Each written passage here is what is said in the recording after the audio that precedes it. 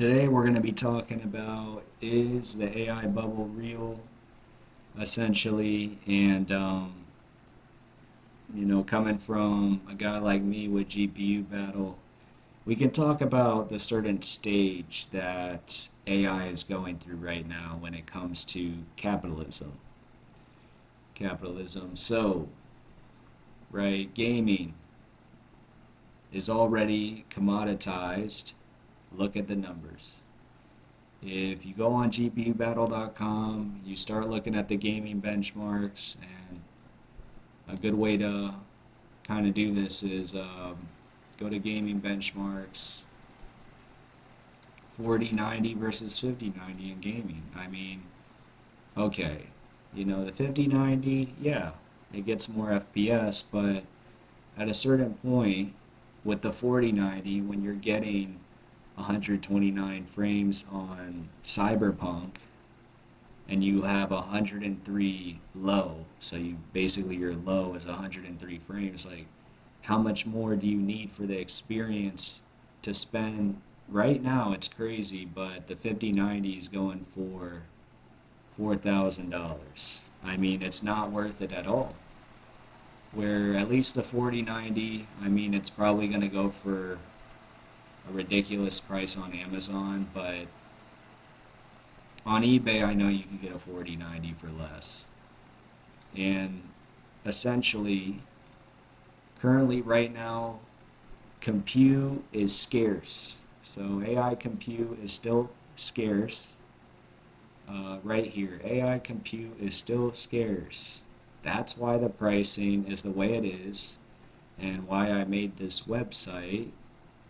And basically, if you go here, NVIDIA just dropped on the cloud GPU services like RunPod, the B300, 288 gigabytes of VRAM.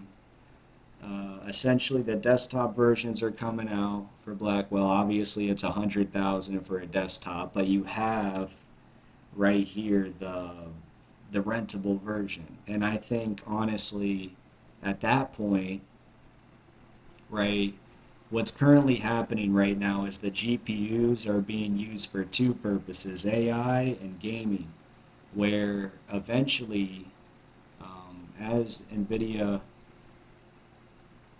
makes more AI specific products because that's where the money's at, not in gaming anymore for them. It's all about AI. Um, they're gonna make products that have huge markups, just like the B300. That's like literally of $500,000, and do that instead of focusing on the consumer market, like optimizing their gaming ecosystem. Like that's not their priority. It's like a backup thing that they dominate, right?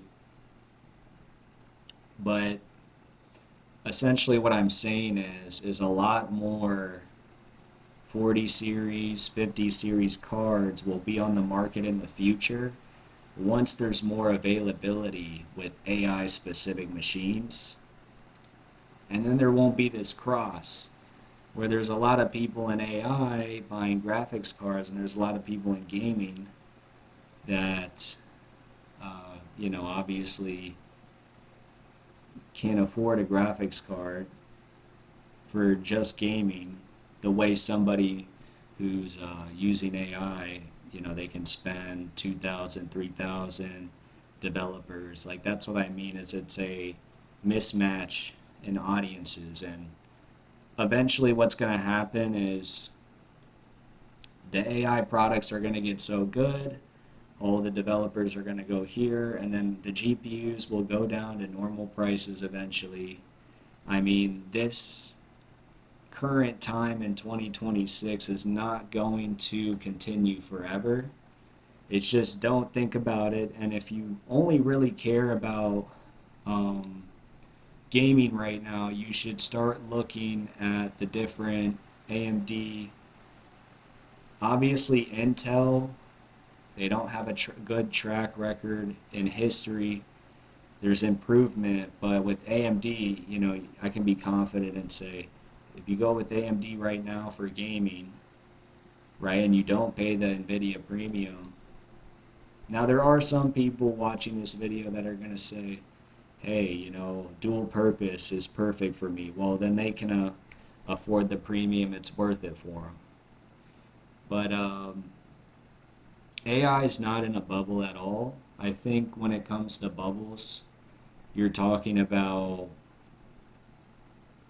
like, people always bring up the dot-com bubble, but I think the thing with AI is it's a bubble of compute, right? And what I mean by that is that they don't make, so like Nvidia right now, if they continue, like if the stock market keeps going up and up and up perpetually forever, but they don't continuously drop new products and create more compute more efficiently, because now what Nvidia has been doing too is they're dropping workstation cards that have way lower of a wattage pull.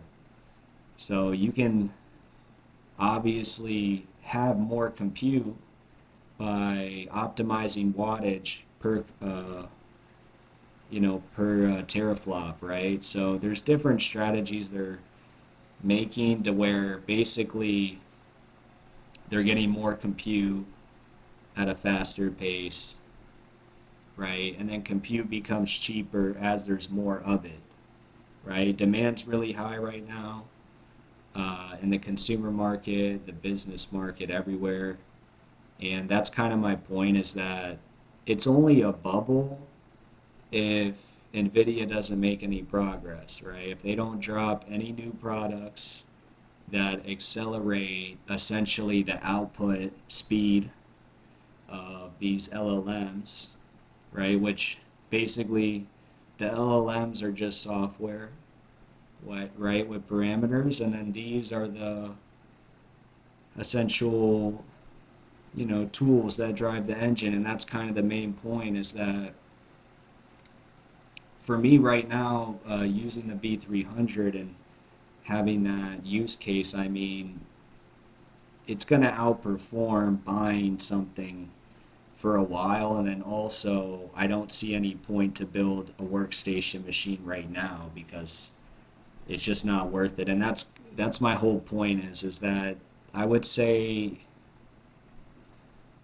the bubble is only a bubble if they don't drop new products. They just dropped the B300. Now, obviously, it's not for consumers, but this product, if it enables more value creation with AI by giving a user more compute, for the same price or less, right? The value's been created, and it's a cycle.